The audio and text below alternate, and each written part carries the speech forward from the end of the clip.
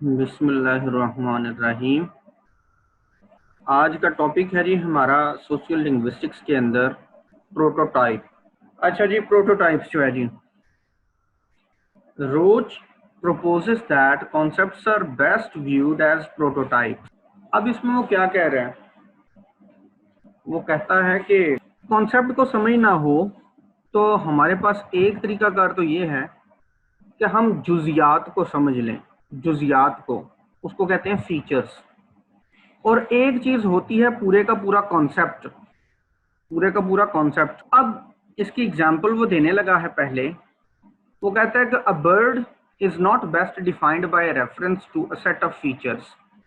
अगर तो हमने डेफिनेशन करनी है, हमने बयान करना है जी लफ्ज बर्ड को, तो वो कहता है कि ये ज्यादा अच्छा नहीं है कि हम टुकड़ों में रेफरेंस देकर सेट ऑफ फीचर्स जो हैं वो बयान करें that refer to such matters, जो कि ये बताएं हमें कि बर्ड के जो हैं वो विंग्स होते हैं, बर्ड्स जो हैं वो वार्म ब्लडेडनेस होती है उनके अंदर, बर्ड्स जो हैं वो एग लेइंग अंडे देते हैं, करेक्टरिस्टिक्स। तो वो कहता है ठीक है, इस चीज़ों से पता तो चलता है, लेकिन ये जो छोटे छोटे हम फीचर्स बताते हैं, इन फीचर्स से मुश्किल हो जाता है लफ्ज बर्ड को डिफाइन करना। समझ आती है, पता चलता है, लेकिन क्लैरिटी नहीं आती। इससे भी आसान तरीका हमें अपनाना चाहिए, और वो तरीका क्या है?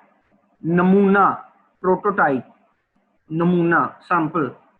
But rather by reference to typical instances, के हमें टिपिकल इंस्टेंसेस बतानी चाहिए तो हम आसानी से समझ लेंगे कि परिंदा क्या होता है। अब डिफाइन करना है हमने बर्ड को। अब टिपिकल इंस्टेंसेस क्या हैं? सो दैट अ प्रोटोटिपिकल बर्ड, कि हम बताएं कौवा। तो जैसे ही हम कौवा कहेंगे तो हम कहेंगे कि कौवा जो है वो हकीकत में बर्ड है। तो इससे आसान हो जाएगा, बजाय इसके कि हम कहें कि एक उड़ने वाली चीज, एक अंडे देने वाली चीज, एक वार्म ब्लडेड चीज, उसको बर्ड कहते हैं, तो अगले बंदे को समझ नहीं आएगी। लेकिन अगर कहें चिड़िया, कौवा, कोयल, फाख्ता, तो अगले बंदे को जल्दी समझ आ जाएगी कि ये बर्ड है। तो इसको कहते हैं प्रोटोटाइप। प्रोटोटाइप का लफ्ज़ी मतलब होता है नमूना, सैंपल। अब वो कौन सा नमूना? अगर हम थोड़ा सा चले जाएं साइंस के एतबार से, खास करके मशीन्स के एतबार से, जिस बंदे ने जिंदगी में पहली दफा हेलीकॉप्टर या जहाज का जो डिजाइन बनाया था, वो जो फर्स्ट वर्जन बनाया था, वो हकीकत में प्रोटोटाइप था। अब वो प्रोटोटाइप था जहाज। अब उस जहाज को मॉडिफाई कर करके आजकल के मौजूदा दौर के जहाज बने हैं। इसी तरीके से लैंग्वेज के अंदर भी कॉन्सेप्ट समझे जाते हैं। देखते हैं जी।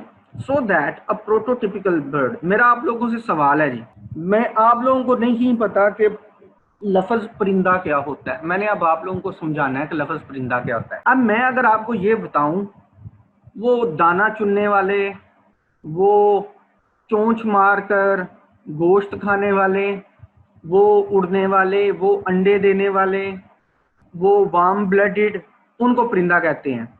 अब ये आसान है, या अगर आपको मैं ये बताऊं कि कौवा परिंदे की किस्म है, कबूतर परिंदे की किस्म है, ये आसान है या वो फीचर्स आसान थे? तो अब ये था टिपिकल इंस्टेंसेस, कि आप मिसालें दे वो वाली जो कि उस टाइप की हैं, तो फिर आसानी हो जाएगी उसको समझने के लिए। So that a prototypical bird is something more like a robin than it is like a toucan, penguin, ostrich or even eagle।